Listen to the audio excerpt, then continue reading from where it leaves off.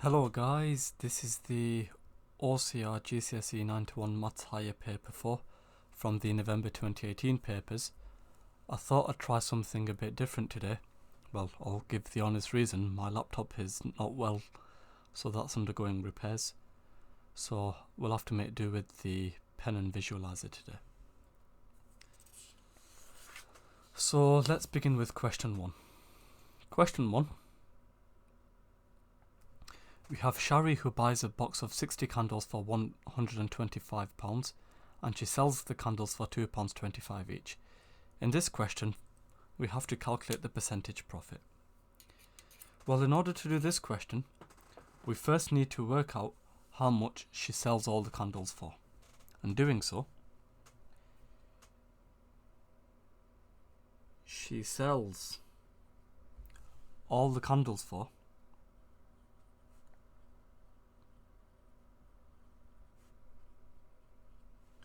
we have over here the 60 times by the 225. So we have 60 times 225, that's 135. And therefore now, to calculate the percentage profit,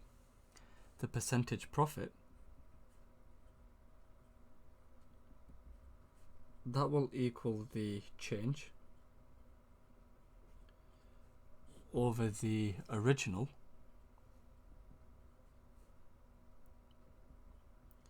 multiplied by 100. So working this out, we have our change 135 take away 125 over our original 125.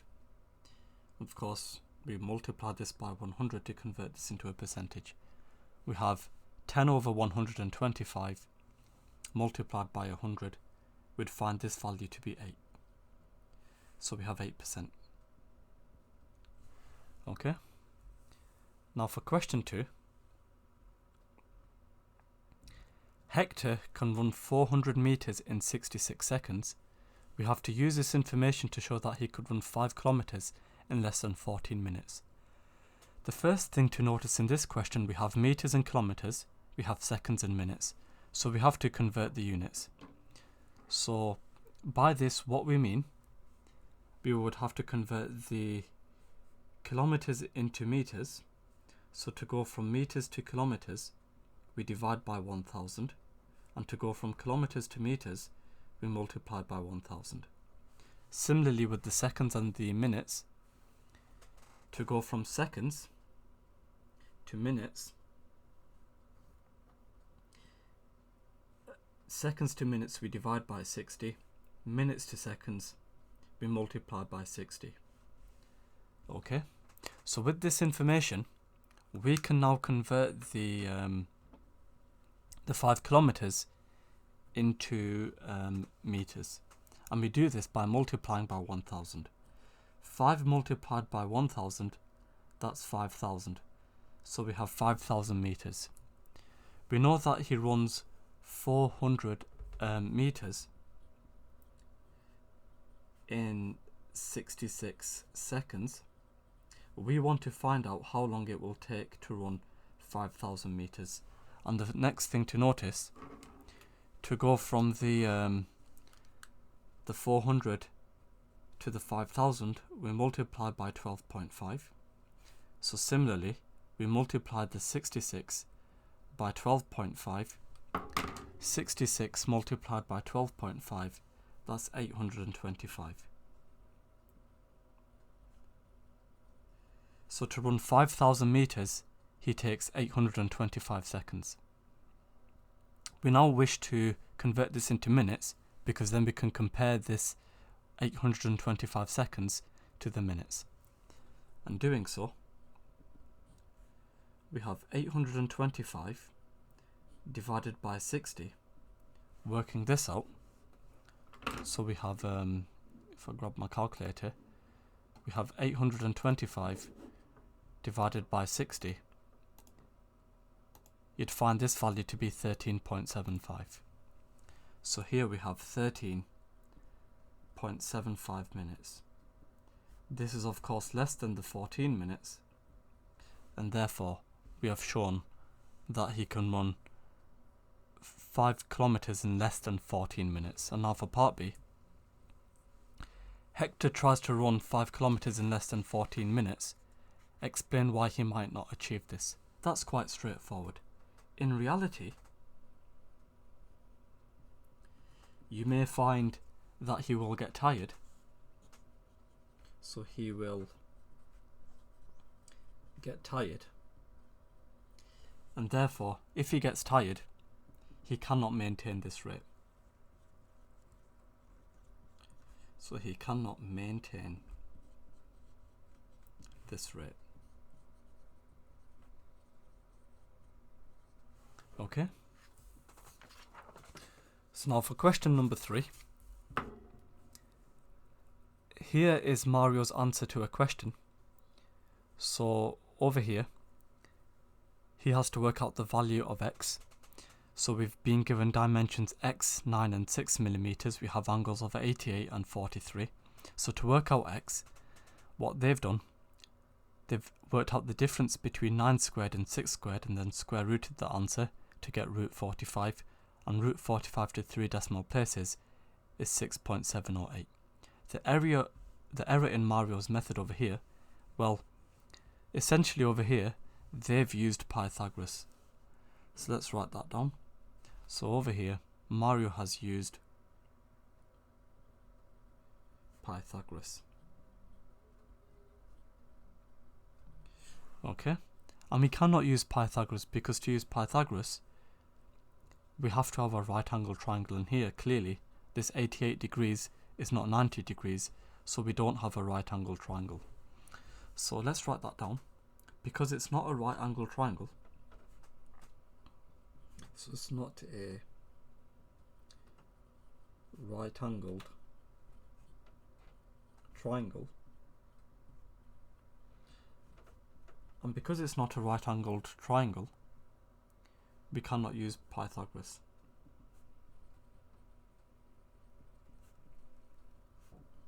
So cannot use Pythagoras. Okay. So now for question number 4,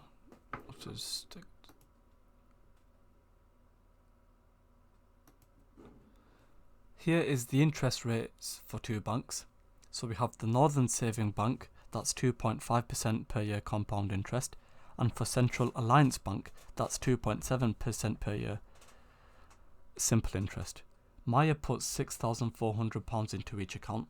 We have to calculate the difference in value between the 2 accounts after 8 years. Give your answer correct to the nearest penny. Well, in order to do this question, we would have to make use of the following formula. For compound interest, let's write this down. For compound interest, we have the original amount multiplied by 1 plus the percentage over 100 to the power of t. So making use of this formula, if we consider the NSB Bank, we have our original amount 6,400 multiplied by our multiplier, we have 1 plus 2.5 over 100 to the power of t. T over here we have 8 years. So working this out to 2 decimal places, if we grab our calculator, we have 6,400 multiplied by 1.025 to the power of 8, which is 7797.78. Okay, because remember we want the answer to be to 2 decimal places. Okay. Now, that's the amount that we have in the bank after 8 years with the NSB Bank. So now we need to work out how much do we have at the end of 8 years with the Central Alliance Bank. So with the Central Alliance Bank, we have to work out the interest for 1 year, because over here we have simple interest. So the interest for 1 year, to do this we need to work out 2.7% of the amount 6,400. So we have 2.7 over 100 multiplied by 6,400. So let's work this out. We have 2.7 divided by 100 multiplied by 6,400. We get £172.80. So we have over here £172.80. So therefore the interest after 8 years, we have 8 lots of £172.80, and working this out we have £1,382.40. Okay, and therefore the final amount after 8 years, we have 6,400 plus 1382.40, and working this out we get 7782.40, and therefore the difference between the two accounts,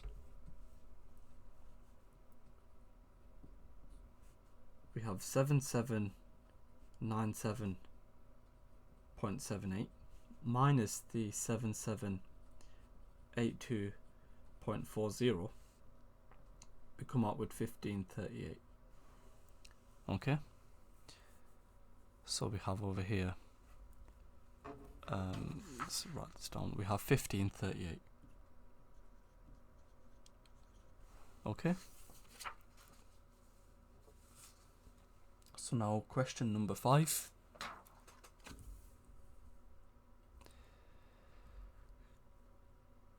Question number 5, if I just focus this.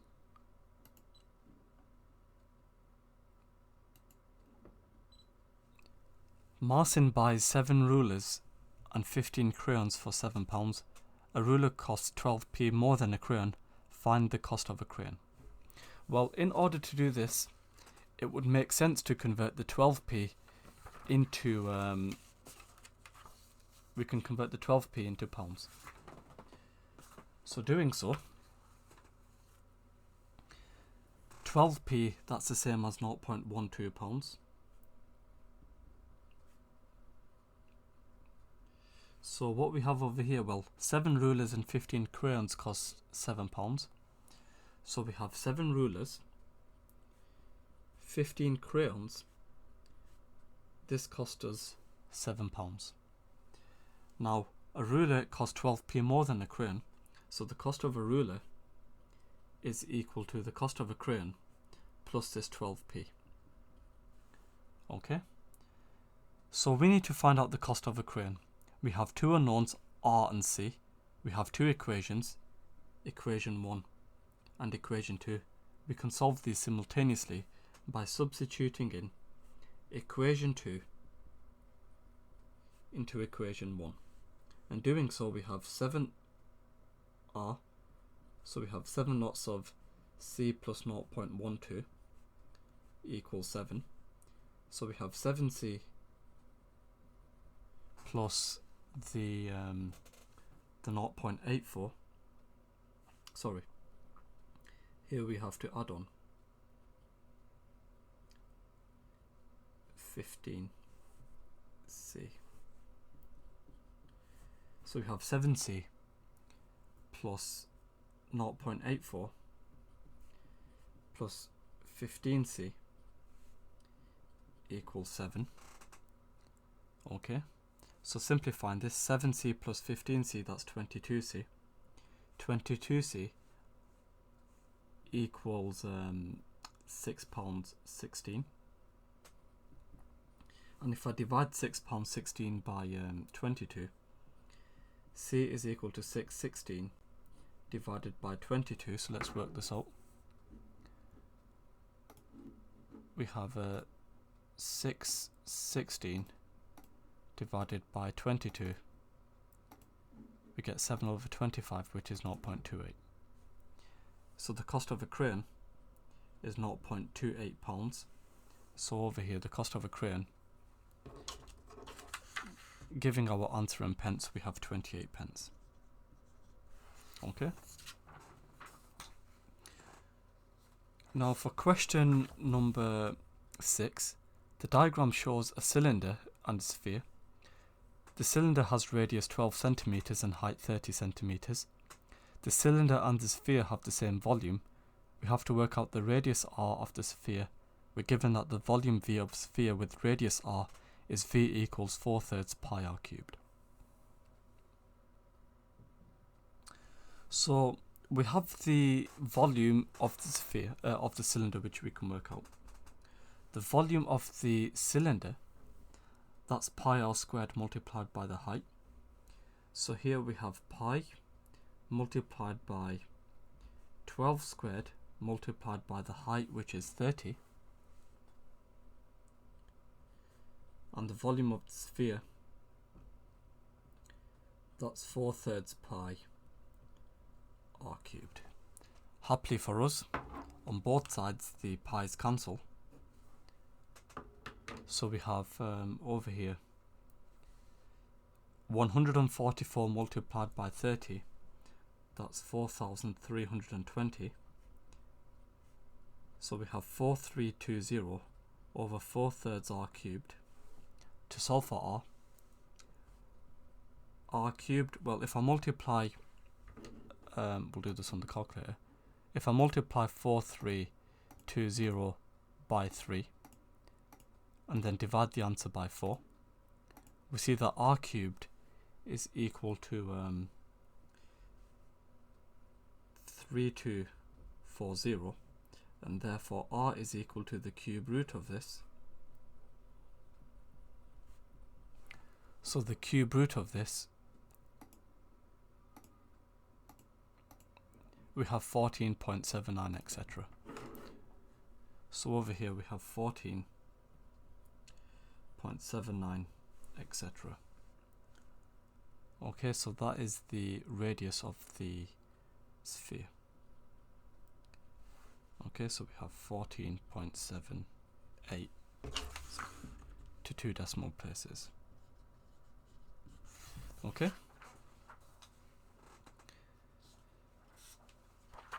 Now for question number 7, the diagram shows triangle ABC, that's shown over here. And what we have to do in this question, for part A, we have to construct the perpendicular bisector of BAC. So what we want to do in this question, to construct the perpendicular bisector, we can make use of our compass. So what you want to do is, if you grab your pointy bit over here and place it along the point A, if we draw ourselves a perpendicular bisector,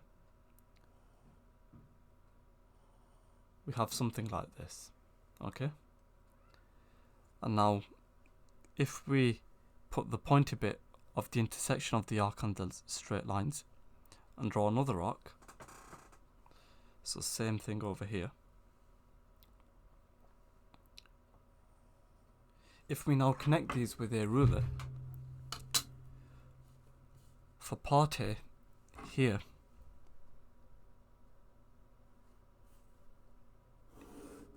we have our perpendicular bisector. Okay, and now for part B, construct the perpendicular bisector of AC. So to construct the perpendicular bisector of AC, what we need to do first of all is, if we grab your compass, place it along point C, make sure that the radius of the compass is set more than half the distance of AC, And if you draw yourself an arc like so, maintaining the same radius from the other point, we have our arc over here. And now connecting these two arcs with a straight line, like so, we have part B over here. And now for part C we have to shade the region inside the triangle ABC that is nearer to AC than AB and nearer to A than C. Well, if it's nearer to AC than AB, we don't want all of this section. And if it's nearer to A than C, we also don't want anywhere over here. So the region we want is essentially this region over here.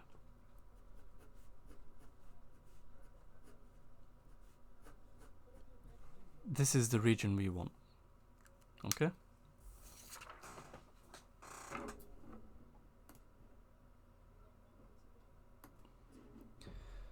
Question 8. We have two numbers p and q which are written as the product of their prime factors. P is equal to 2 to the power of 5 times 3 squared times 5 cubed times 11, and q is equal to 2 to the power of 4 times 3 times 5 to the power of 4 times 7. We have to find the lowest common multiple of p and q. Well, what we have common, the lowest common multiple of p and q, well, we have the 2 to the power of 4, which is common to both. We have a 3 to the power of 1, which is common to both. We have a 5 cubed, which is common to both. And what's left? We have this extra 2. We have an extra 3. We have an extra 5. We have this 7 and we have this 11. So working this out, probably best to do it on the calculator. We have 2 to the power of, let's just see, we have 2 to the power of 4 times by 2, so we have 2 to the power of 5. Then we have 3 times by 3, so we have 3 squared. Then we have 5 to the power of 4. And then we have the 7 and the 11, so we have 77. So we come out with this value over here of 13860,000.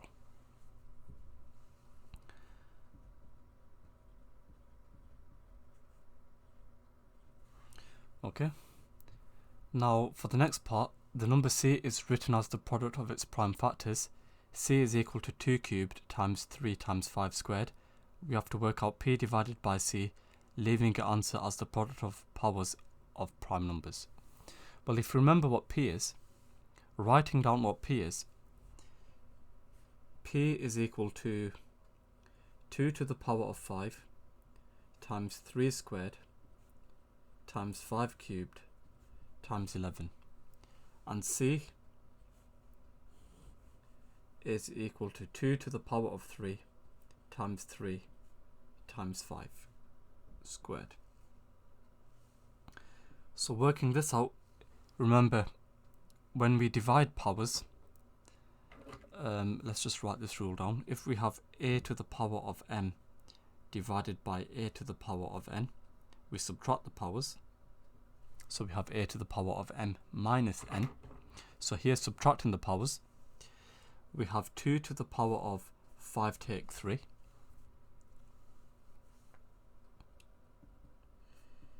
We have 3 squared take away 3 to the power of 1.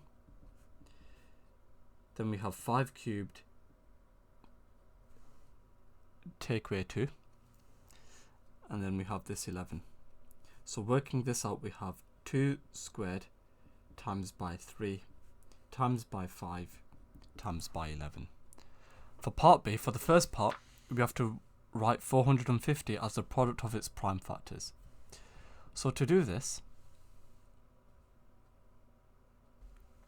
to write 450 as the product of its prime factors, we require two numbers which multiply to give 450. You'd find those to be 9 and 50. 9 we can split up into 3 and 3. And 50, because that's not a prime number, we can split that up further into two numbers, say 2 and 25. 2 is a prime number, 25 isn't. So the 25 we can split up into 5 times by 5. So therefore,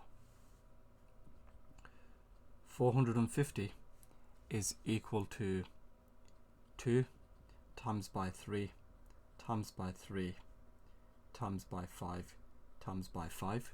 If you want, we have 2 times by 3 squared times 5 squared.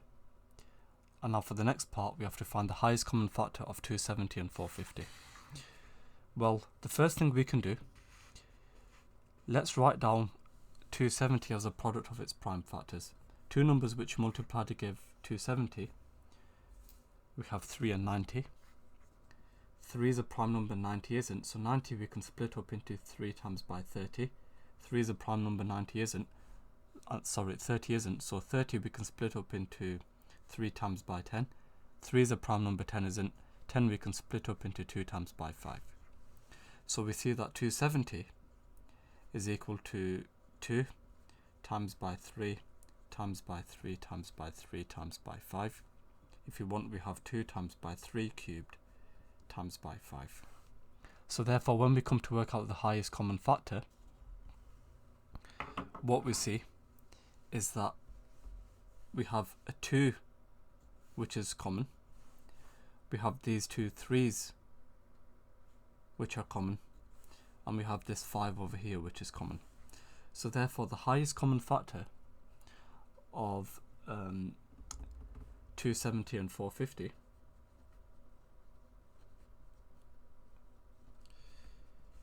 we have 2 times by 3 times by 3 times by 5. Working that out, we get 90.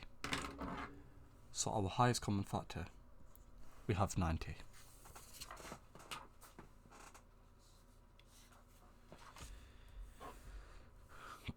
Question number 9. 72 children are asked whether they have a laptop or an iPad.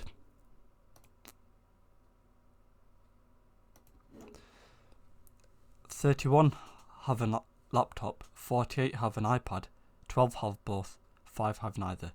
We have to represent this information on a Venn diagram.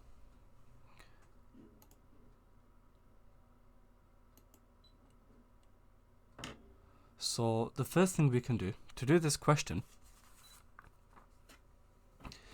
let's draw ourselves 2 circles.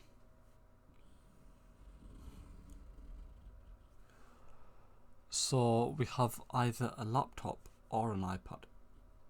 Okay? So we have 5 children who have neither, let's start off with that. And then we have the 12 who have both. To work out those who have a laptop only, we have 31 in total who have a laptop.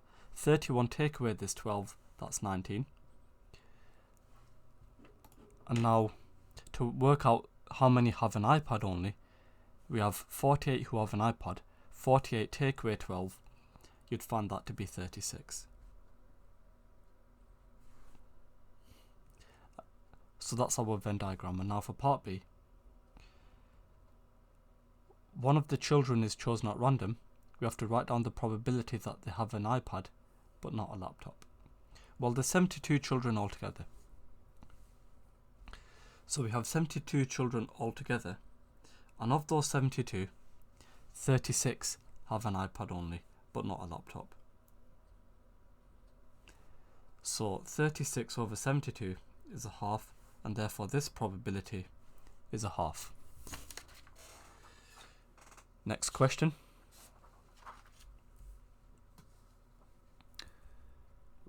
Question 10, we have the graph of y equals x squared plus x minus 6 as shown over here. We have to use the graph to solve the equation x squared plus x minus 6 equals 0. So essentially over here we need to find the x-intercepts. So let's write this down. Let's find the x-intercepts. And the reason we can do this is because we have something equals 0. And we see clearly we have an intercept over here at minus 3 and at 2. So we have x equals minus 3 or x equals 2. Next question. Question 11. Here are two functions. Function A, we input something, we multiply by 2, we add 4, we get an output. For function B, we input something, we subtract 1, we then multiply by 3, we get an output. The composite function C is shown below. So for the function C, we input something, we then work out the function A. From that, we work out the function B, we then get an output. Now, if we input something, then we have function A, then function B. What we can then say then is that the output of function A,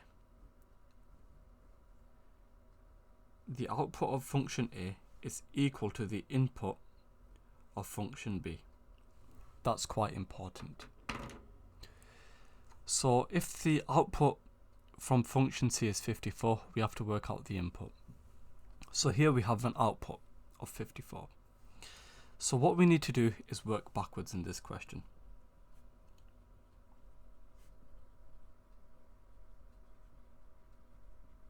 So working backwards, well, we have an output of 54. Remember, before we had this output, we worked out function B. So we have an output over here of 54. So before the output, we multiplied by 3. So doing the opposite of that, we divide by 3. And before that, we subtracted 1. So the opposite of that, we have to add 1. And if the input of function B is equal to the output of function A, so these two are equal, before that, we added 4. So the opposite of that would be to subtract 4. And then we multiplied by 2. So the opposite of that is dividing by 2. So we divide this result by 2. Okay. Sorry about that.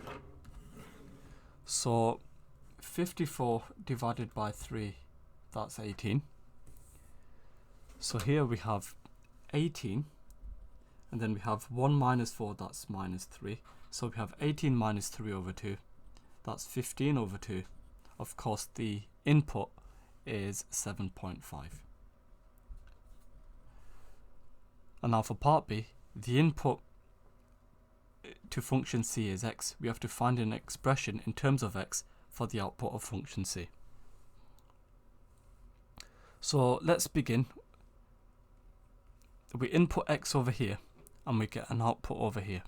So we input x and we need to work out the output. So we input in x. After this we work out function A. So after that we multiply x by 2 and then we add 4. So we multiply x by 2, so we get 2x. And then we add 4. So that's function A.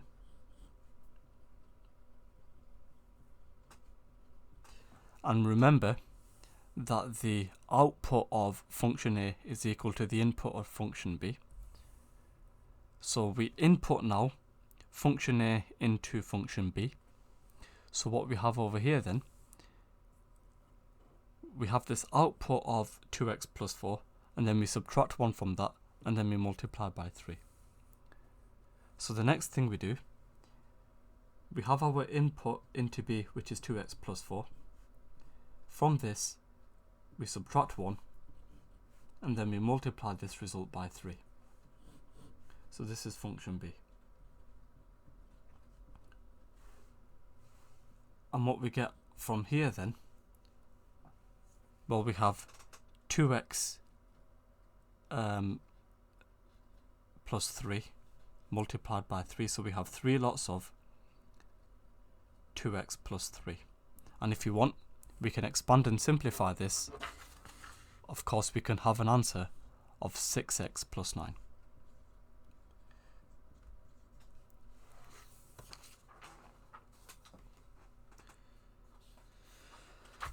Question number 12. 30 students completed a puzzle and their times were recorded. All of the students completed the puzzle in less than 50 seconds. The histogram shows information about some of their times. And what we have to do in this question is complete the histogram for those the puzzle in less than 10 seconds. To do this question, we have to make use of the formula. That is, the frequency is equal to the frequency density multiplied by the class width. So what we can do for these shaded boxes is work out the frequency. And we can do this by multiplying the frequency density by the class width. So for this box over here, we have over here a class width of 10 to 15. So we have a class width of 5, a frequency density of 0.8. So 15 times by 0.8, that's 12. Similarly over here we have a class width of 10, a frequency density of 0.9. 0.9 times by 10, that's 9. Here we have a frequency density of 0.3, a class width of 15. Multiplying them together, we get 3. And therefore the frequency for less than 10 seconds, so the frequency for a time less than 10 seconds is equal to, well, we have over here 30 students altogether. So we have 30, subtract off this 12, this 9, and this 3, we get 6. The class width for a time less than 10 seconds is equal to 10. That makes sense. And therefore the frequency density we can work out quite easily. The frequency density for a time less than 10 seconds is equal to, well, here we have 6 divided by 10. 6 divided by 10, that's 0.6. So we need to draw up a vertical box from 0.6. So this over here is our region. So let's just make these lines slightly thicker. We have our region shown over here. Okay. Now for question number 13, Tenzin is given this question. We have to factorize fully 2x squared plus 6x. And over here, his answer, he got x lots of 2x plus 6. Explain why he's not correct. Well, that's quite straightforward. He's not correct because 2x is the full common factor. And he's put x as the common factor. And remember, when we're factorizing fully, we have to put out the full common factor. So 2x is the full common factor. Okay. Now for question 14, we see that y is inversely proportional to the square root of x. Y is 40 when x is 9. We have to find a formula linking x and y. We have, first of all, y is inversely proportional to the square root of x, so we have the following. So replacing the proportional sign with an equals k, we see that y equals k over the square root of x. Now, when x is 9, y is 40, so let's focus this. So using these conditions, substituting this in, we have 40 equals k over the square root of 9. So we see that k is equal to 40 multiplied by the square root of 9, which is 3. So we have 14 multiplied by 3, which is 120. K is 120, and therefore we can conclude y is equal to 120 of the square root of x. Okay. Now for question number 15, the box plot shows the distributions of the runs scored by David in some cricket matches, so that's shown over here. Another player, Peter, has a median score of 26, a highest score of 39, a lowest score of 8, a lower quartile of 14, and an interquartile range of 18. We have to show the distribution of Peter's score as a box plot on the diagram above. Well, if we know that the lower quartile is 14 and the interquartile range is 18, remember the interquartile range is equal to the upper quartile minus the lower quartile, from which we can say that the upper quartile is equal to the interquartile range plus the lower quartile. So working this out, the interquartile range is equal to the upper quartile is equal to the interquartile range 18 plus the lower quartile 14. We get a value of 32. So now what we need to do is plot everything. We have a low score of 8, so 8 goes over here. We have a high score of 39, so we have 39 over here.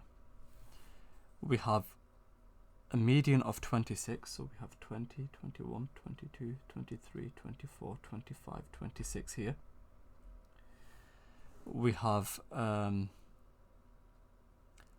lower quartile of 14, so we have 10, 11, 12, 13, 14. We have an upper quartile of 32. So 32 is over here. So now I'm joining all these together.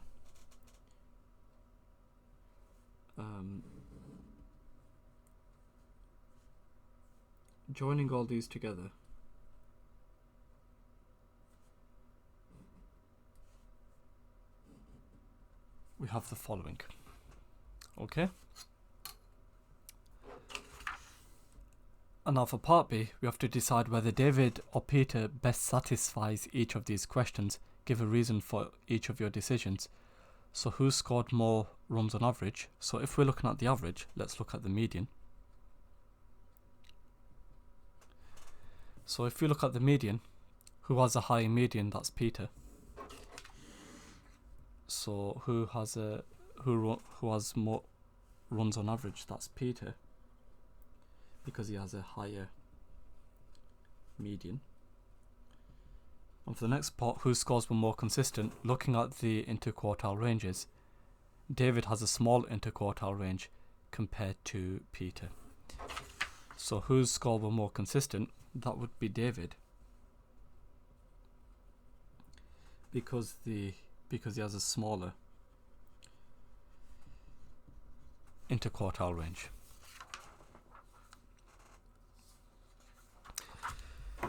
Question 16, we have to solve by factorization.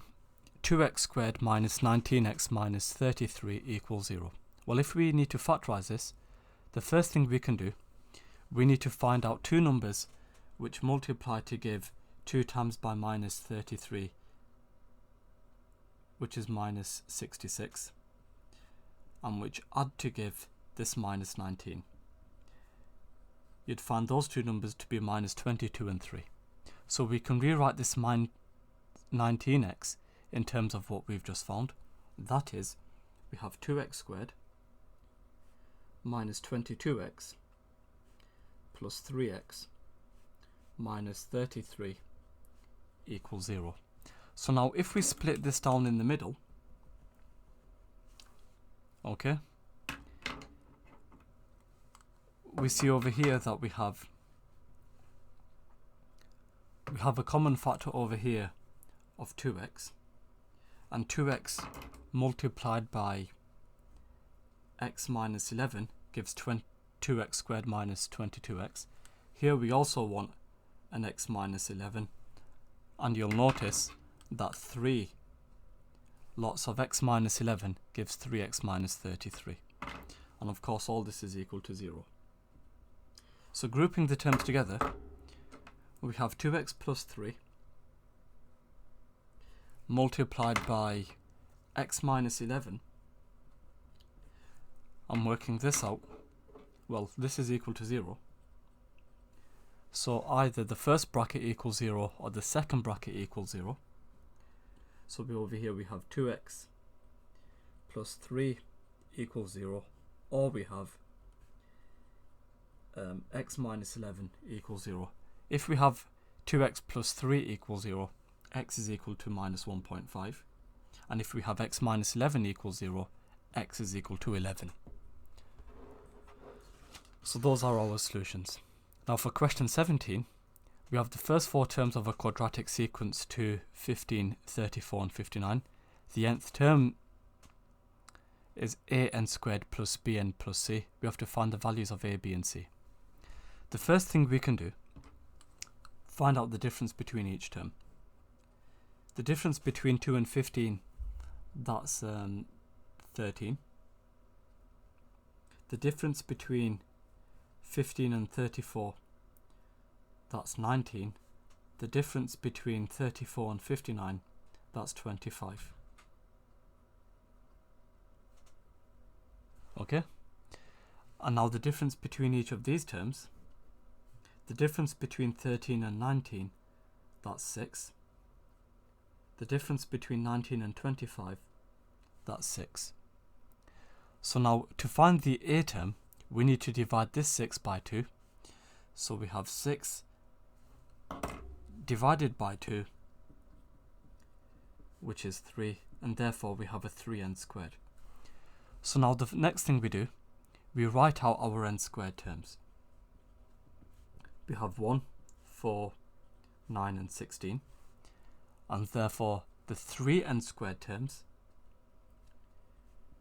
3 times by 1, that's 3, 3 times by 4, that's 12, 3 times by 9, that's 27, 3 times by 16, that's 48. Writing out our sequence, we have 2, 15, 34 and 59. The next thing we can do, we can find out our linear sequence. Before this, we have to find out the difference between the sequence and these 3n squared terms. 2 take away 3, that's minus 1. 15 take away 12, that's 3. 34 take away 27, that's 7. 59 take away 48, that's 11. Okay, so the next thing we can do, we can now find out the difference between each of these terms. The difference between minus 1 and 3, that's 4. The difference between 3 and 7, that's 4. And the difference between 7 and 11, that's 4. So therefore, from here, what we can see then is that we have a 4n term.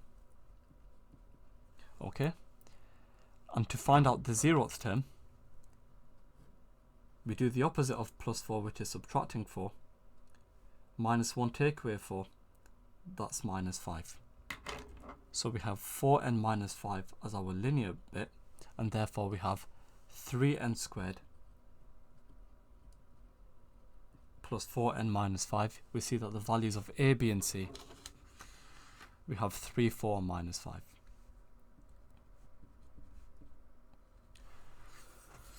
Okay.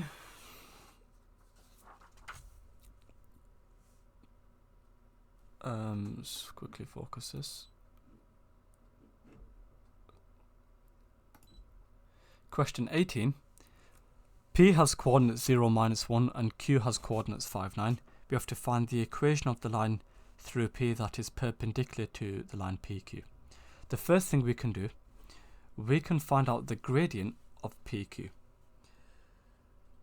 So the gradient of PQ, well, to work out the gradient, we work out the difference between the y coordinates and we divide this by the difference between the x coordinates. So we have 9 take away minus 1,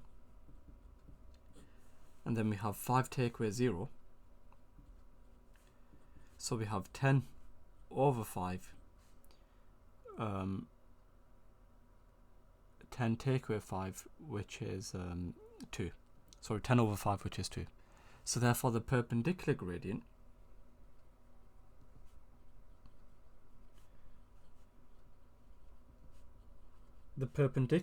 is the negative reciprocal of this, so we have minus 1 over 2. Okay?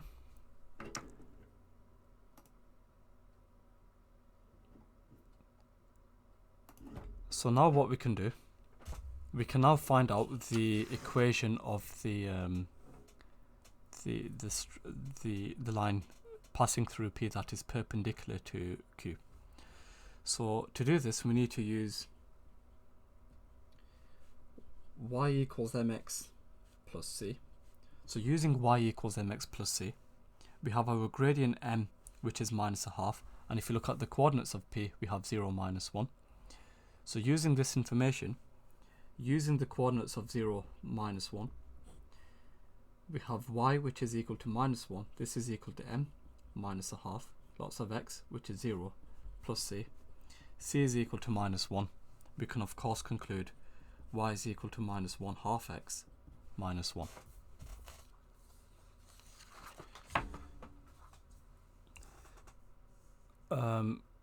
Question number 19.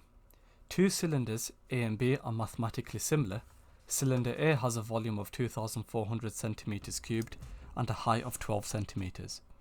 Cylinder B has a volume of 750 centimeters cubed.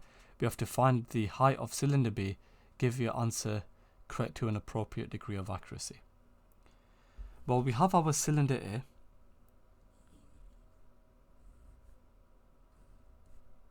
And then we have cylinder B, which is smaller. Okay? So the first thing we can do, we can find out the volume scale factor. The volume scale factor is equal to 2,400 divided by 750, which is 3.2. And therefore the length scale factor is equal to the volume scale factor cube rooted. So we have the cube root of 3.2. And therefore, to work out the height of B, to go from A to B, so if I put this down, to go from A to B, we would have to divide by the cube root of 3.2, and to go from B to A, we have to multiply by 3.2 cube rooted. Okay, so therefore we can find out the height of B. The height of B is equal to 12 divided by this cube root of 3.2. Working this out, if you grab our calculator, we have 12 divided by the cube root of 3.2, which is 8.14. Okay, so we have 8.14 to 3 significant figures.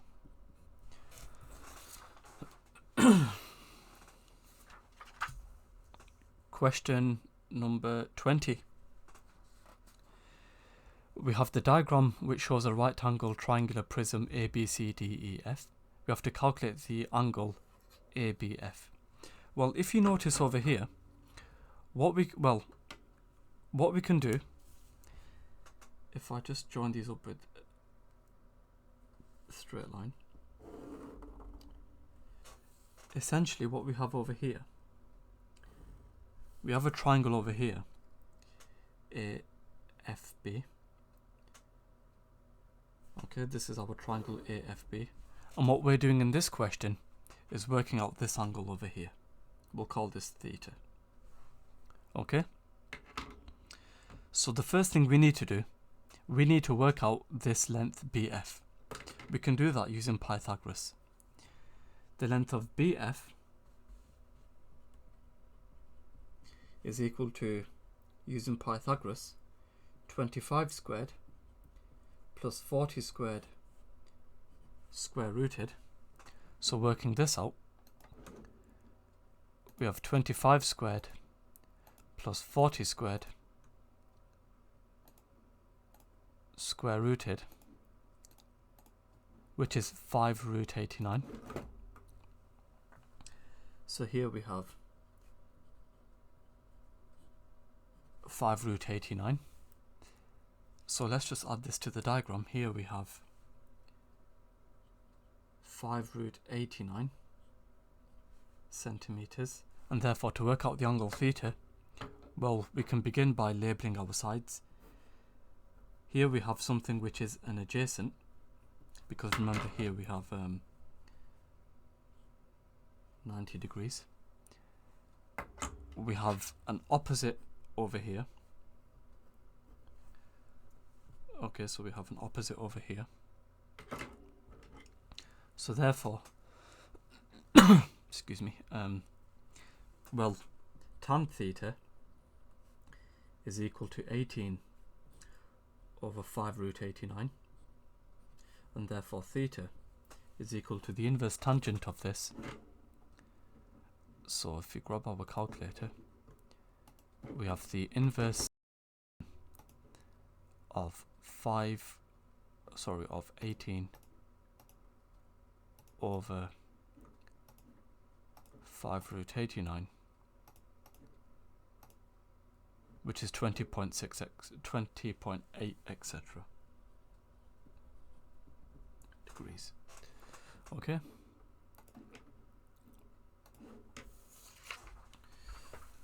So now for question number 21. The number of gannets on an island is assumed to follow this exponential growth model. We have n, which is equal to 0.45 times 1.07 to the power of x. N is the number of gannets in thousands, and x is the number of years after the 1st of January 2010. We have to complete the table for n equals 0.45 times 1.07 to the power of x. Here everything's given to 2 decimal places probably. So when x is equal to 0.45 times 1.07 to the power of 10, which is 0.86,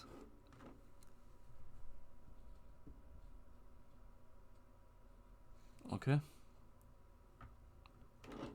so let's just double check that. Sorry, we have 0.89. Okay, and for the next one, when n is 20,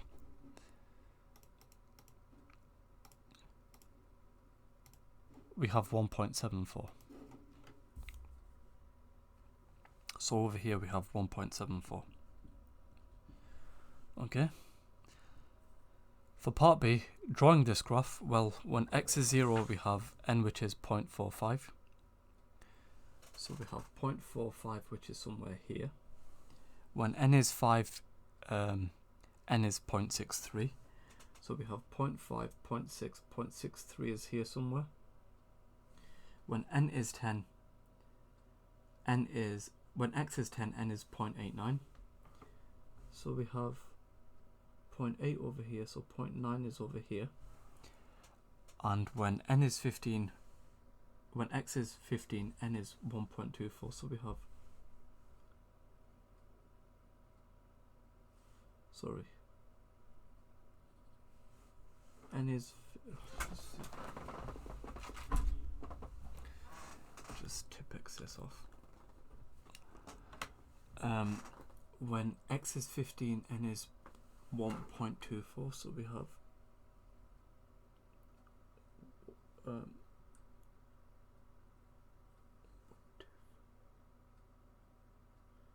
somewhere here. And for the next one, when n is 20, we have 1.74. So we have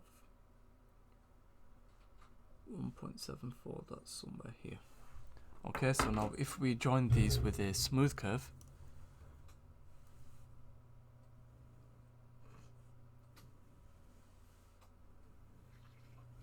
we have something which looks like that, okay? And now for part C, we have to find the year when the gannet population is predicted to reach 1,000. So obviously that's when n is 1. So if we draw a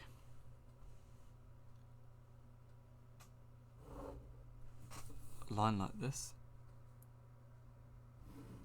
here we have 12. Okay, so therefore the year is, well, remember, this 12 represents the number of years after the 1st of January. So the year then is 2010 plus this 12, which is 2022.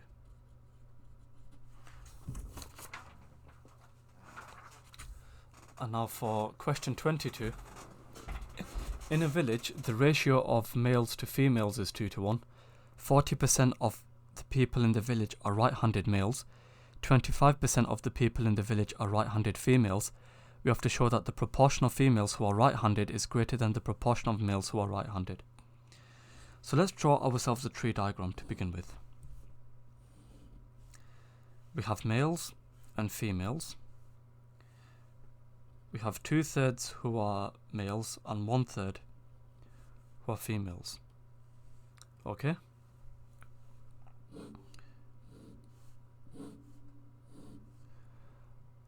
So we have those who are right-handed and left-handed. And we know that 40% of the people in the village are right-handed males, so here we have 0.4. And similarly, here we have 0.25. Okay, for the female right-handers. So therefore, here we have the probability that we have a right-handed male, and here we have the probability that we have a left-handed male. Similarly, we have a probability that we have a right-handed female. Here we have a probability that we have a left-handed female. So what we need to do is show that we have more females who are right-handed than males who are right-handed. And doing so, well, we have this 2/3. We have 2/3 multiplied by, well, let's think of it in a different sense. We have this 2/3 multiply this, and we get 0.4.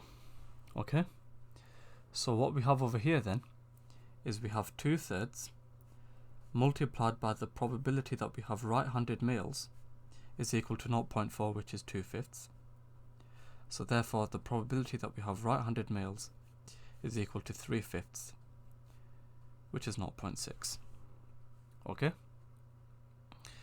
And similarly, we have 1/3 multiplied by this, which is 0.25. Okay?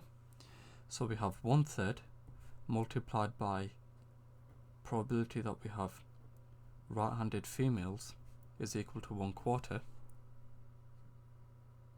Okay, and therefore the probability that we have right-handed females is equal to 3/4, which is 0.75. And what we see over here then is that this 0.75, which corresponds to the right-handed females, is greater than the 0.6, which corresponds to the right-handed males. And therefore we can conclude that the proportion of there's a higher proportion of females who are right-handed than males who are right-handed. So that concludes the end of the paper. Don't forget to like, share and subscribe. Any questions, please feel free to comment them in the comment section below, and hopefully I'll see you guys in the next video.